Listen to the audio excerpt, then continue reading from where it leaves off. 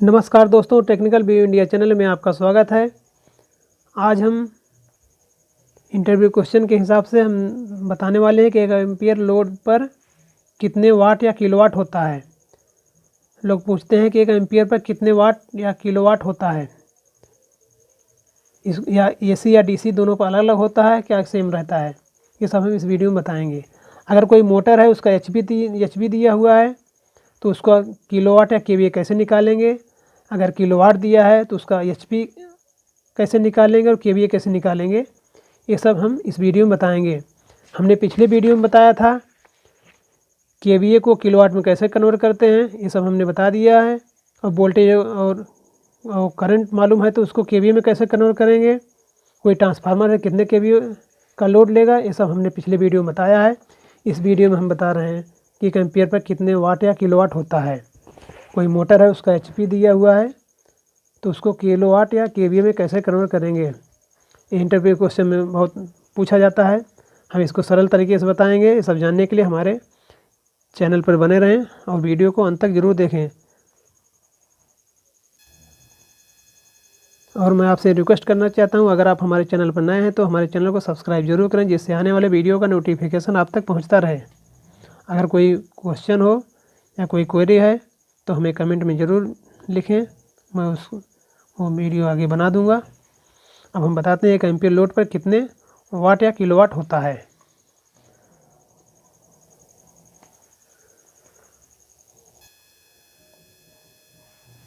एक ampere load पर कितने वाट होता है, अब हम फार्मूला बताते हैं। फार्मूले पे सीधे आप रखेंगे, आपका निकल के आ जाएगा। तो आपने पढ़ा होगा, अभी हम सिंगल फेज के लिए बताते हैं। जैसे आपने पढ़ा होगा पावर P = VI cos φ, ये सिंगल फेज के लिए है। सिंगल फेज में P = VI cos φ। और यही अगर 3 फेज में पढ़ते हैं √3 VI cos φ, ये 3 फेज में पढ़ते हैं। तो हम पहले सिंगल फेज में बताते हैं।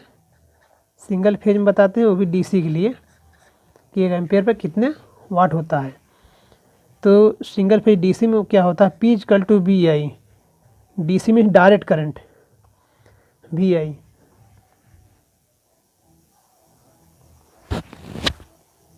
तो I है 1 एम्पीयर। 1 एम्पीयर पे हमें बताना है कितने वाट, 1 एम्पीयर पे हमें बताना है कितने वाट होता है। इसका मान लीजिए डीसी वोल्टेज है 12 वोल्ट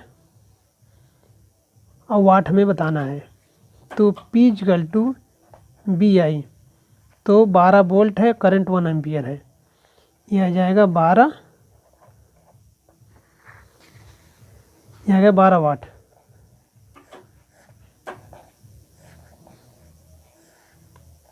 ये डीसी के लिए हो गया।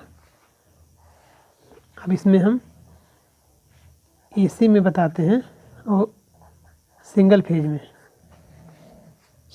बताते हैं।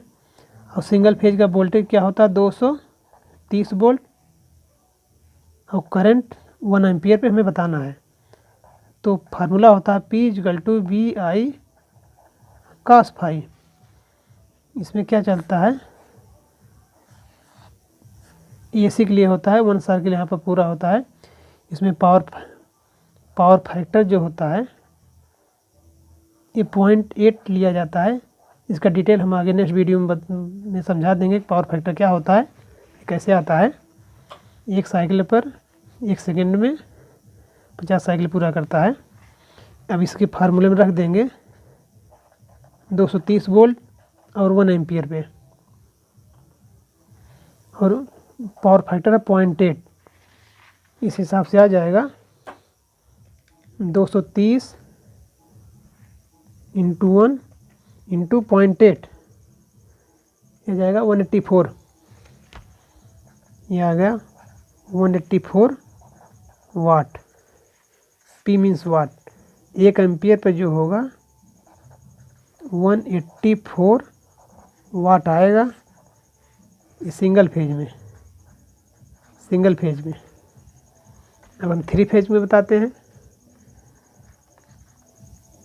इससे आप निकाल सकते हैं कि 1 एम्पीयर पे कितने वाट होता है। कोई पूछता है कि 1 एम्पीयर पे कितने वाट होगा, सिंगल फेज में आप कह देंगे 184 वाट, और अगर डीसी के लिए पूछेगा तो डीसी के लिए आप बता देंगे 12 वाट होता है। ओके, अब 3 फेज के लिए बताते हैं हम।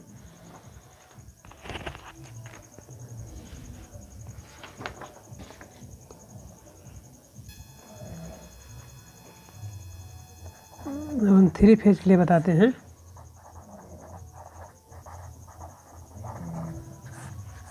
थ्री फेज में 1 एम्पीयर कितने लोड हो 1 एम्पीयर पर कितने वाट होता है। तो इसमें 3 फेज में वोल्टेज जो है, 3 फेज का वोल्टेज हो जाता है 433 वोल्ट, और करंट निकाला 1 एम्पीयर पे निकालना है, तो पावर हो जाएगा √3 VI cos phi। ये 3 फेज के लिए है, सिंगल फेज में √3 नहीं रहेगा। ये हो गया √3, वोल्टेज है 433, करंट 1 एम्पीयर पे निकालना है, पावर फैक्टर 0.8। इस हिसाब से निकाल लेते हैं 1 एम्पीयर पे कितना लोड आएगा। √3 × 433 × 1 × 0.8, ये आ गया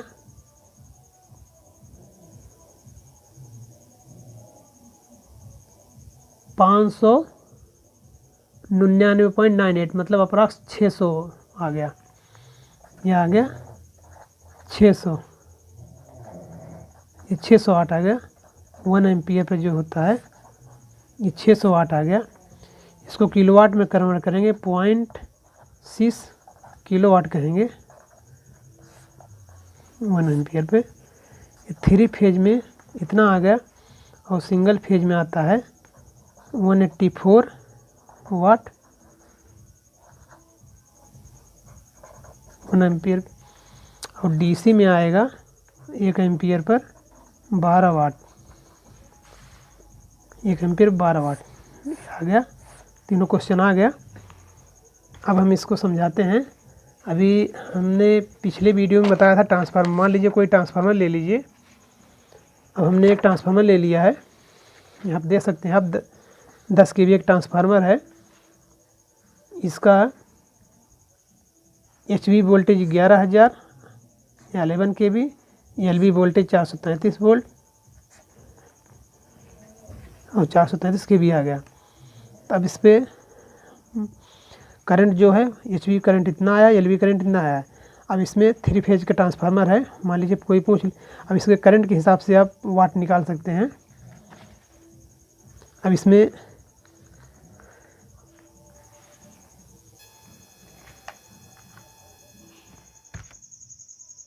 मान लीजिए कोई ट्रांसफार्मर है, उसका LV करंट आपको मालूम है तो कितने किलोवाट का लोड लेगा। आप यहाँ देख सकते हैं, यहाँ करंट में 600 से गुणा कर देंगे तो देखते हैं कितना आता है।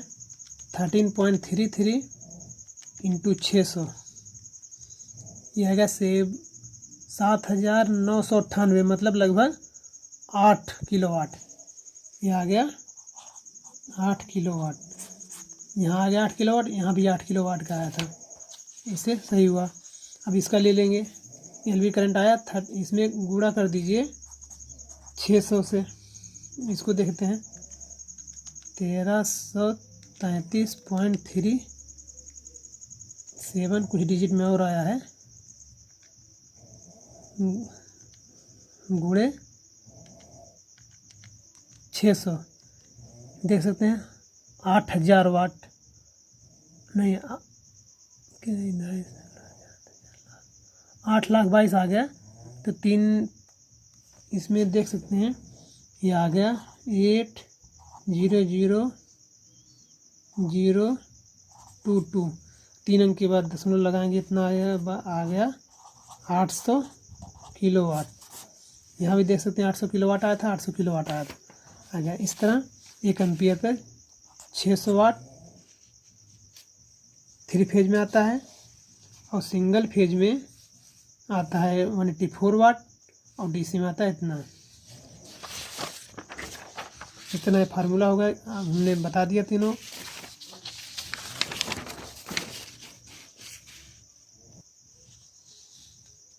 इस तरह हमने बता दिया 1 एम्पीयर पे कितने वाट होता है, और अगर मोटर है तो उसका HP या किलोवाट में कैसे कन्वर्ट करेंगे इसको हम बताते हैं। अब हम थर्ड क्वेश्चन बताते हैं कि अगर कोई मोटर है उसका एचपी दिया हुआ है तो केवीए या किलोवाट में कैसे कन्वर्ट करेंगे। मान लीजिए कोई नेम प्लेट है, नेम प्लेट में एक दिया हुआ था मोटर था 3 फेज का, 3 फेज का मोटर है, उसमें एचपी दिया है 40 एचपी और करंट दिया हुआ था 52.17 और वोल्टेज दिया हुआ है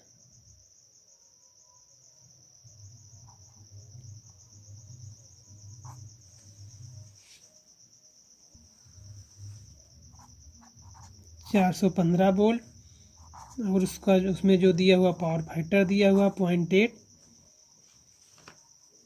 और कहीं कहीं पे किलोवाट भी दिया रहता है, किलोवाट भी दिया रहता है, 30 किलोवाट दिया था, लेकिन हम यहाँ पे किलोवाट निकालेंगे 30 किलोवाट कैसे आया, और केवीए भी निकालेंगे और करंट भी निकालेंगे, कि कैसे आया है। ये तीनों चीज़ हम इसमें बताते हैं। तो इसमें आप एक फार्मूला है पी, किलोवाट है,